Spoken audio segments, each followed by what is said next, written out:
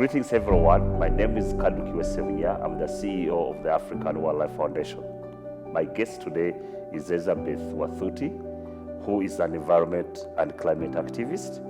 She's the founder of Green Generational Initiative, which nurtures young people to love nature and be environmentally conscious at a young age.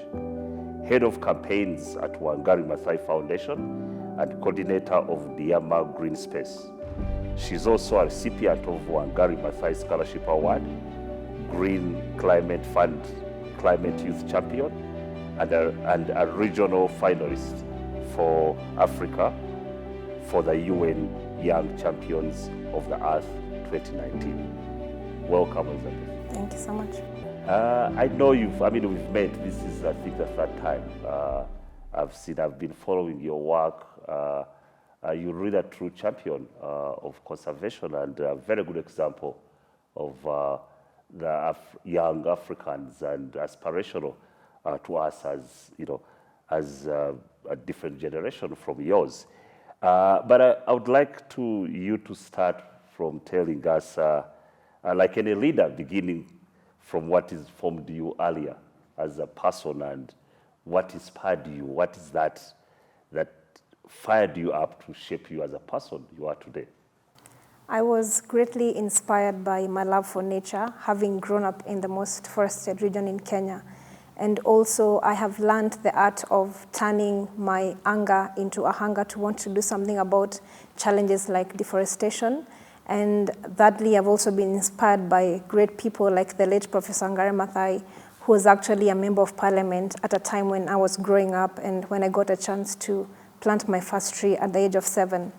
So having grown up in Nyeri County, which is the most forested, I spent so much time next to the bushes and seeing clean streams, being able to spend time among the trees. And I think this is what really inspired me greatly and also gave me this love to nature, because when you love nature, you get connected to nature, and in the process, you also begin to feel the pain of nature. And that is why as a child, at some point, I remember witnessing deforestation in one of the forests that I planted trees as a child. So I went back there to just check how the trees were doing, and I found tree logs and tree stumps just as the entrance of the forest. And I remember feeling so angry and heartbroken. But then I thought to myself, how can I turn this anger into a hunger to do something about challenges like deforestation and climate change? And that's how it all began, finding solutions from being angered by a problem that I was witnessing in my community, and then being inspired by people who've been there before, like the late Professor Wangari Maathai, who did not stand and she did not stand and feel hopeless at the time when she was seeing challenges, but she stood her ground and did something about the problems. Yeah. Is there anything that really sparked this off? We talked about planting tree as a young person. Is there anything else that led you to environment? You could have chosen a lot of things, but why environment? Why nature? I know you touched it a little bit, but when did this fire spark in your mind as you grew up? I would say I was very curious as a child, and just seeing different things, like being able to sit in a classroom where whenever I would look outside, I would see a hill that was full of beautiful bushes and forests, and that hill was called Karema Hill.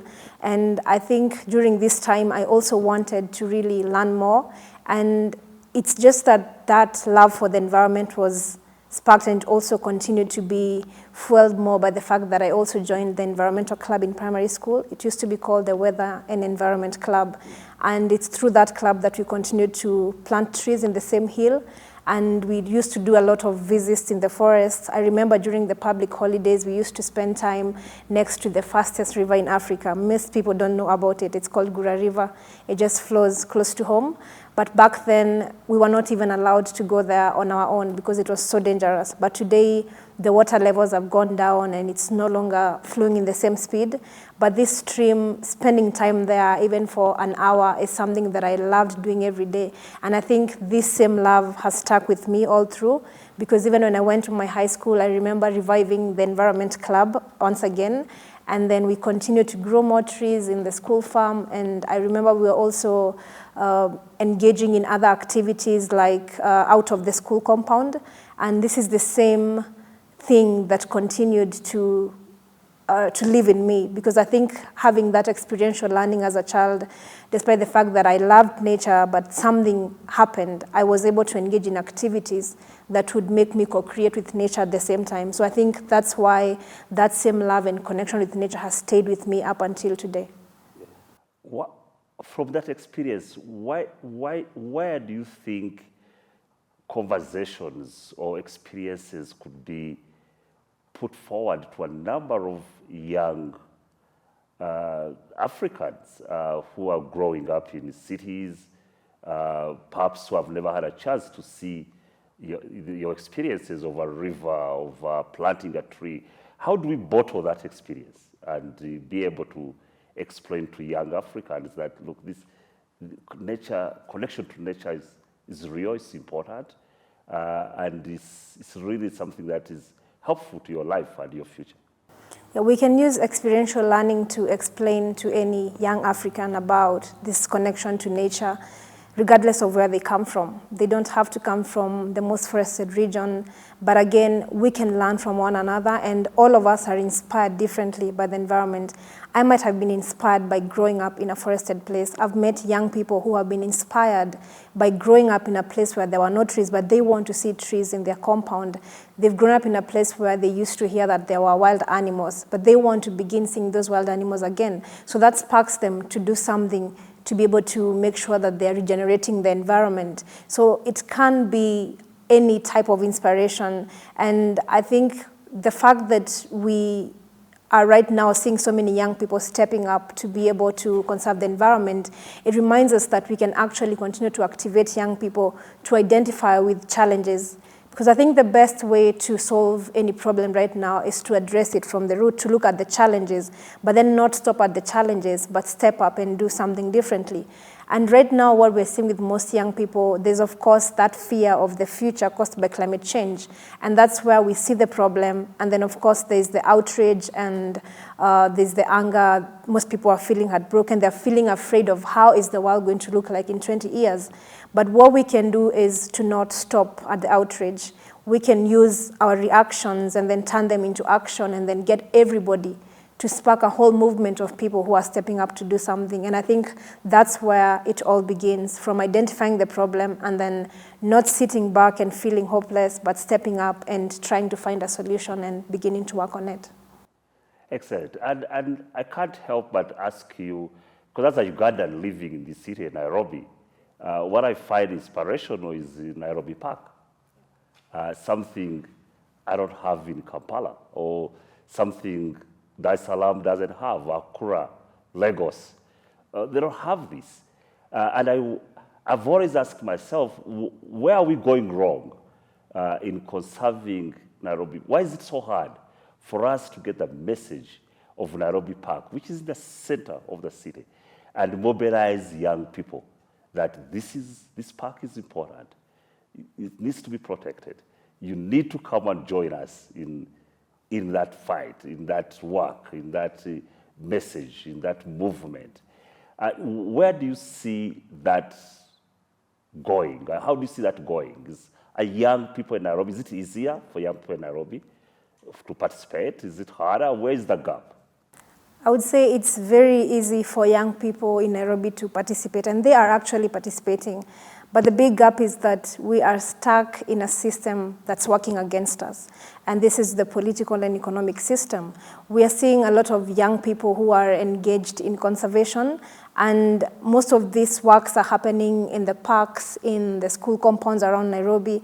But I would just like you to picture of an example of school children in the city of Nairobi who are doing their very best to grow plants or even plant trees around their school compound.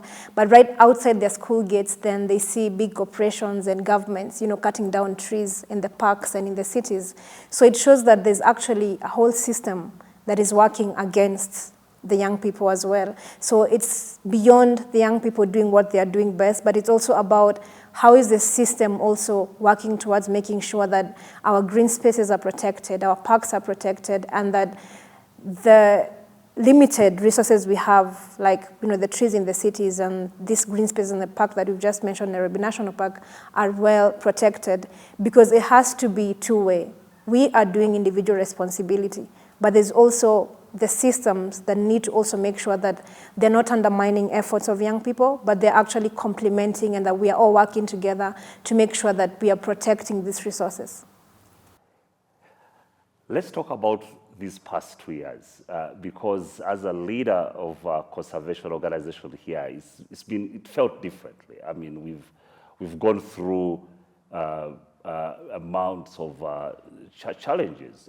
COVID-19 has been one of those. The weather has been another. The drought, too much rain has impacted us. The economies, as we shut down governments and put measures of controlling COVID, that have impacted our revenues in conservation and other businesses. Tourism industry has shut down. There's been a number of it's been tough year, this past and the one before. What can you point from your work as some of the gains, but also what has been the challenges for you? So this year, I would say for me, has, like you've mentioned, had challenges and also a bit of gains. And of course, being the year where we had the Conference of Parties 26, where most of us, and especially young people, were really expecting a lot from the world leaders. And in addition to that, there has also been a lot of work happening from young people trying to make a difference, trying to create a livable world and a safe future for everyone. And part of the work that I've been focusing on has been through the Green Generation Initiative. And this is also an initiative that I founded to nurture young people to love nature and to be conscious of the environment.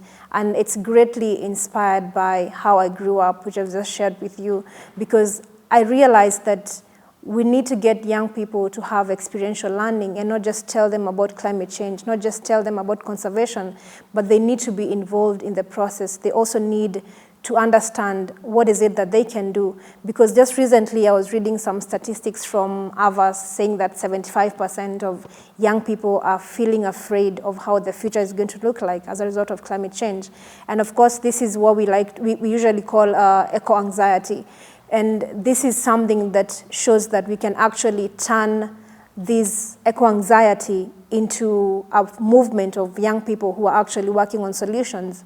And the best way is to let young people understand that whatever is it that they are doing is the best that they can do. And it also sparks the story of the hummingbird, that as long as they're doing the best that they can do as young people and not sitting back, because at the end of the day, every decision that is being made today is going to impact young people the most. They're the ones who will have to live longer with the consequences. And so through this initiative, I began with one campaign that I dubbed Adopt a Tree campaign, to get the children in every school in Kenya to be able to plant and adopt a tree each in their school compound. But then along the way, there were challenges like food insecurity, where we would walk into a public school and find that there are children who've actually had to spend a whole day without a meal. And so we thought to ourselves, how can these trees and this project we are doing benefit the children? So we decided to begin now doing food forest, where we pick a designated corner in the school compound and plant mixed species of fruit trees. And what that means is that the trees will, in addition to increasing the forest cover in the country, will also provide something nutritious for these children to eat at the end of the day. And also, since they are nurturing the trees to maturity, they are learning. And they're learning that it's not just about planting the tree. That tree needs care, it needs to be nurtured, it needs water, it needs to be well taken care of for it to grow up to maturity. And then after it grows, we can say that we've made an impact. And so this has been one of the initiatives that I have been running, and through the initiative, we've been able to reach over 20,000 school children so far, and also grown over 30,000 tree seedlings. But then this is not where we intend to get. There is a wider vision of impacting more children, of growing more trees, and making sure that the young people feel empowered enough to be able to stand up for the right things and feel empowered enough to be able to feel that they are a part of the bigger and wider solution. And I know there have also been so many other young people working on great and amazing projects, and I can just mention a few of friends that I met at COP26, and it's beyond Africa. Like there's a friend of mine in Uganda, Vanessa Nakate, who has been working on installing solar cooking stoves in schools. And this is the link on energy, because we know the challenge of energy in Africa. And again, right now, there's an aspect that we need to transition, but again, we also need energy access to our people. So how can we make it sustainable and also make sure that everybody has got access? And there are also young people like Denike Oladosu in Nigeria, who has been working to protect Lake Chad that has been shrinking. And I know of also other young people in Congo who are protecting the Congo rainforest. There's a young activist called Andrew. So it shows there's a whole movement of young people who are working to protect the environment and also at the same time working on solutions. So we are not just talking and influencing what other people are doing, but we are also doing the best that we can on the ground through nature-based solutions and impacting other young people to step up.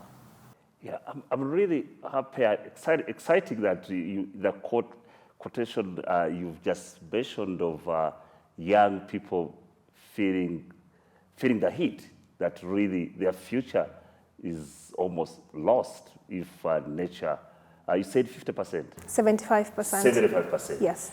In a way, as bad as it sounds, it could be good news for us, because one of the fears I've had, which you might arrest today, is the young people. Some of them, I thought that there is a sense that they can't do this. This is too much a problem to get involved in, or they need to get rich fast before they handle environment, or somehow that they need to be given permission. You talk to some of the young people and they will say, well, they don't invite us. They don't talk to us. And you say, but who? Who are you waiting for? Why don't you just go and talk to them? Why don't you just go and crush their meetings if that's needed be? It seems to me that I'm from an older generation, perhaps I'm wrong, but it seems to me that the calling, like rightly you said, of young people at this moment really has to be environment. Like the one of 50s and 60s, their calling was to fight for independence here in Africa. They never really dealt with the environment because there was splitting, like the river you grew next to. So their focus was on African liberation, and they fought for independence. These are people who are in their 20s too. We've seen, again, another generation in the 80s that focused so much on economic development, economic liberation of Africa, with mixed results, despite their effort. It seems that this generation of yours, the biggest factor here is environment. And their future is going to be determined by the decisions we make on how we manage our natural resources on this continent. Do you have the same sense, or I'm completely misunderstanding the young people? No, you're correct that the greatest challenge of our time right now is climate change. And I would just like to call it climate change and not just say the challenge of the environment, because there are so many challenges, but most of these things are being fueled by climate change. And what is happening is that a lot of young people right now are stepping up to the challenge and even doing what is supposed to be done by the elder generation. And what's happening right now, I think we are in an intergenerational crisis and injustice where the people who have least contributed to these problems are the ones who will have to deal with the mess. Because most of the young people right now have been born in a world that is hit by climate change. They did not create the problem. In fact, most of the children are responsible for 0% of the emissions. But then they're the ones that have to face the worst impacts. They're the ones that have to deal with the challenges of drought because they will be the most impacted.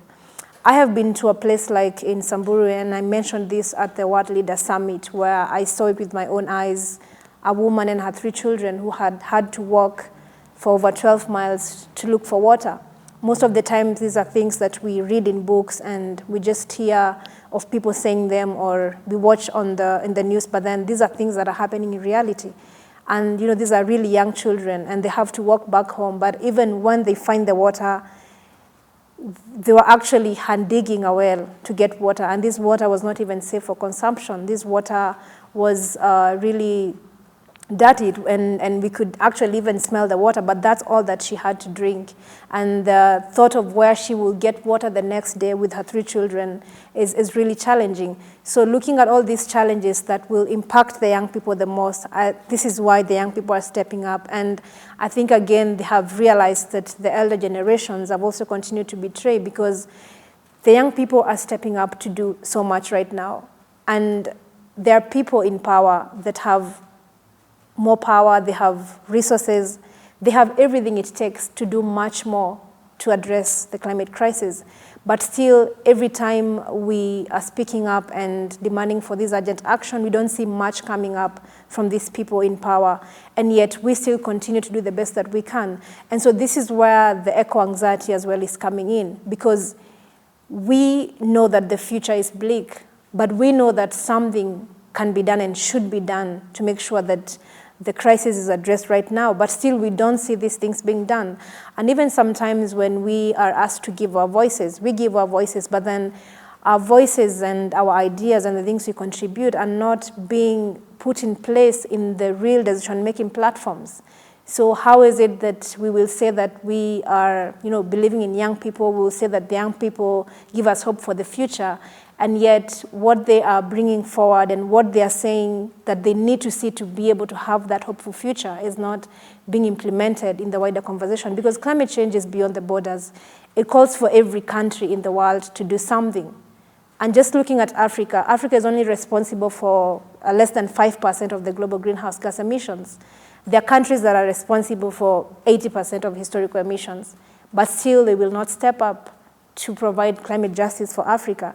So what will you tell an African child who has no meal today, an African child who cannot access school because the whole place is flooded, the school is full of, is also flooded, and there's just so much that's happening in the world right now, and I think young people are already doing what they can. It's interesting because by meetings with the leaders you've mentioned who are perhaps not listening or who are focused on the wrong things, in my conversation with them, a few presidents tell me that, look, young people, what they need is jobs, not more elephants. That young people, they want the economy to grow. They want more jobs, better health systems, better education systems. They don't want more national parks or more elephants or more hippos. What would be your response? I mean, there's going to be no jobs or money on a dead planet. So I think what really matters right now is to have the world livable and habitable, because if that's not what we are focusing on, then everything else will not matter in the end. So it's a false choice? Yes, it's a false choice. It has to be.